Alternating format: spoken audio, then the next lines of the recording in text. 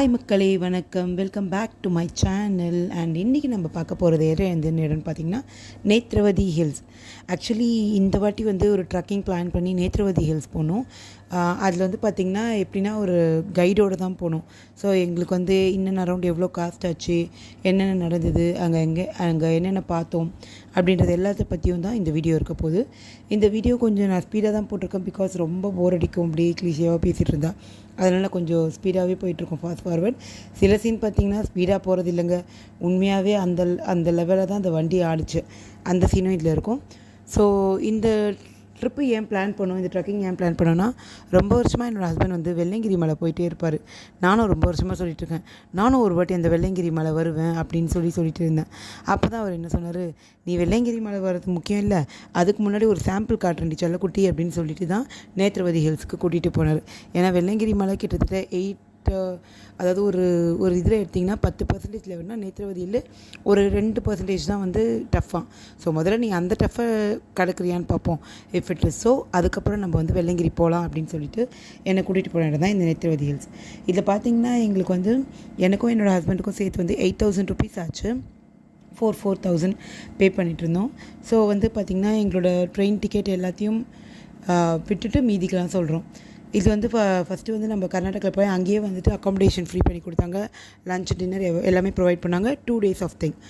ஒரு நாள் ஃபுல்லாக இந்த ட்ரக்கிங்கு, அடுத்த நாள் ஃபுல்லாக ஒரு லோக்கல் சைட் சீயிங், அதுக்கப்புறம் ஹில்ஸு அந்த மாதிரி கொஞ்சம், அதாவது ரிவர் அந்த மாதிரி கொஞ்சம் காட்டிகிட்டு இருந்தாங்க. ஸோ அது ரெண்டுத்தையும் பற்றி இப்போ பார்க்கலாம். இன்றைக்கி நம்ம ட்ரக்கிங் போனது மட்டும் நம்ம வீடியோ காட்ட போகிறோம். இதில் பார்த்திங்கன்னா இங்கே நேத்ரவதி ஹில்ஸ் போயிருக்கோம். இந்த இடம் பார்த்திங்கன்னா உண்மையாகவே இது நான் ஸ்பீட் ரன் பண்ணலங்க.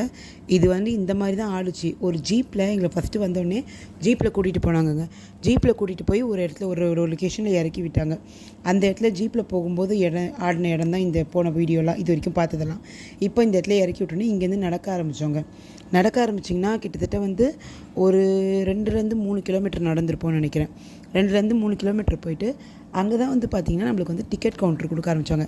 இதில் பார்த்திங்கன்னா நாங்கள் மட்டும் நடந்தீங்கன்னு பார்த்திங்கன்னா இல்லை, ஒரு எங்கள் பேட்ச்லேயே ஒரு 20 பேர் வந்திருந்தாங்க.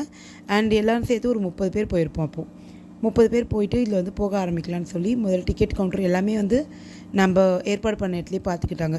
ஸோ அவங்களே எல்லாத்தையும் பண்ணும்போது நம்ம ஜஸ்ட்டு போயிட்டு அந்த டிக்கெட் கவுண்டர்கிட்ட நின்னோம். அவங்க எல்லாத்தையும் ஏற்பாடு பண்ணி எல்லாத்தையும் பண்ணிவிட்டு ஓகே நீங்கள் வாங்க அப்படின்னு சொல்லிட்டு நம்மளுக்கு ஒரு கைடோடு ரெடி பண்ணி அனுப்பிச்சிட்டு இருந்தாங்க. அந்த கைடு நம்மளை கரெக்டாக கூட்டிகிட்டு போய் வழியெல்லாம் கரெக்டாக லொக்காலிட்டியில் பார்த்து அனுப்பிச்சார். இந்த இடம் தாங்க அந்த டிக்கெட் கவுண்டர். ஸோ இங்கே போய் நம்ம நின்று தான் அதுக்கப்புறம் பார்த்திங்கன்னா நம்ம ஸ்டார்ட் பண்ண ஆரம்பிச்சிட்டோம். ஆனால் இதில் ஒரு விஷயம் என்னென்னா, இந்த டிக்கெட் கவுண்டர் வரைக்கும் கூட இந்த 2-3 கிலோமீட்டர் வந்தது கூட நிறைய பேர் ஆட்டோவில் வர ஆரம்பிச்சிட்டாங்க. அந்த 2-3 கிலோமீட்டர் ஏன் வரணும்னு சொல்லிட்டு அந்த 2-3 கிலோமீட்டரை சேவ் பண்ணுறதுக்காக அவங்க ஆட்டோவில் இறங்க ஆரம்பித்தாங்க. பட் எனக்கு தெரியாது, நானும் கேட்டேன், இந்த 2 கிலோமீட்டர் தான் ஆட்டோவில் வந்திருக்கலாம், என்னையே விட்டு வந்தீங்கன்னு. பட் சரி ஓகே ஃபைன், இவ்வளோ தூரம் போகிறோம், இதில் என்ன இருக்குது அப்படின்னு சொல்லிட்டு நம்ம பார்த்து கிளம்ப ஆரம்பிச்சிட்டோங்க.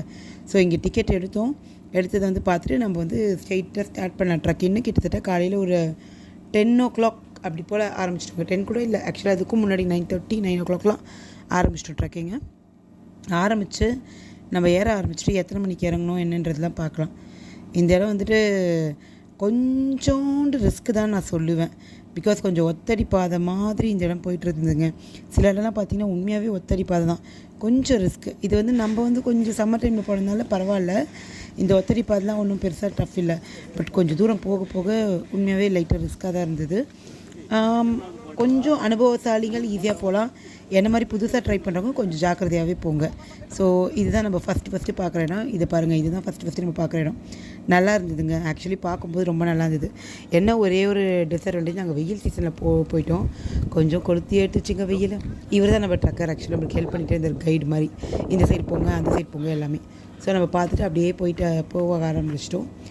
ரொம்ப அமைதியான சூழ்நிலைங்க. போக போக ரொம்ப அப்படியே பீஸ்ஃபுல்லாக அமைதியாக இருந்தது. என்ன மூச்சு தான் பயங்கரமாக வாங்குச்சுங்க, முடியல நிஜமாகவே. கஷ்டப்பட்டு எப்படியோ ஏறலான்னு சொல்லி முடியும்னு சொல்லி அப்படியே ஏற ஆரம்பிச்சிட்டோம். ஸோ இதுதாங்க அந்த ஒத்தடி பாறை. இந்த இடம்லாம் கஷ்டம்லாம் சொல்ல மாட்டேன், ஈஸியாகவே இருந்தது. பட் போக போக சில இடம் தான் கொஞ்சம் கஷ்டமாக இருந்தது. பிகாஸ் கொஞ்சம் நீங்கள் மிஸ் பண்ணிட்டீங்கன்னா கூட கொஞ்சம் கீழே விழுற மாதிரி. ஆனால் நம்ம கைடு சும்மா சொல்லக்கூடாதுங்க, நம்மளை கூடவே பின்னாடியே இருந்தார். அது ஒரு 2-3 லேடிஸ் வரும்போது கொஞ்சம் அவர் லேடிஸ் பின்னாடியே மேம் இந்த இடம் பத்திரம் அந்த இடம் பத்திரம் அப்படின்னு சொல்லி ஹெல்ப் பண்ணிகிட்டே வந்தார். அண்ட் லாங்குவேஜ் பார்த்திங்கன்னா எல்லா லாங்குவேஜும் அவங்க பேசினாங்க.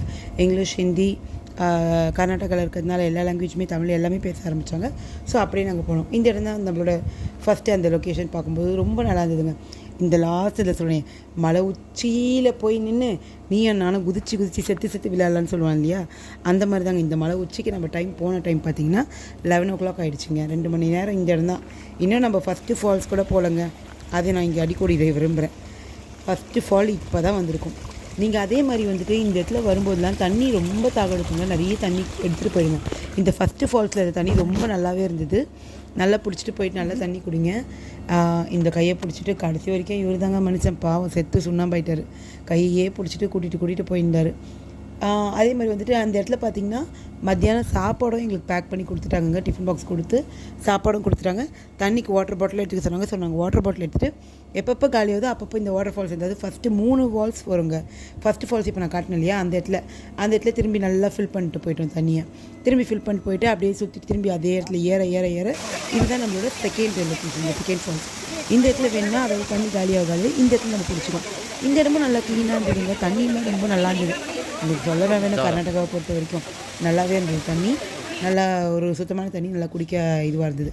அதுக்கப்புறமா திரும்பி மறுபடியும் அந்த ஒத்தடி பாதை, அப்படியே இந்த ஒத்தடியில் இதில் போகும்போது இந்த இடத்துல வந்து பார்த்திங்கன்னா கொஞ்சம் ஜாக்கிரதையாக இருக்க வேண்டும். ஏன்னா ரொம்ப கல் இதுவாக இருந்தது.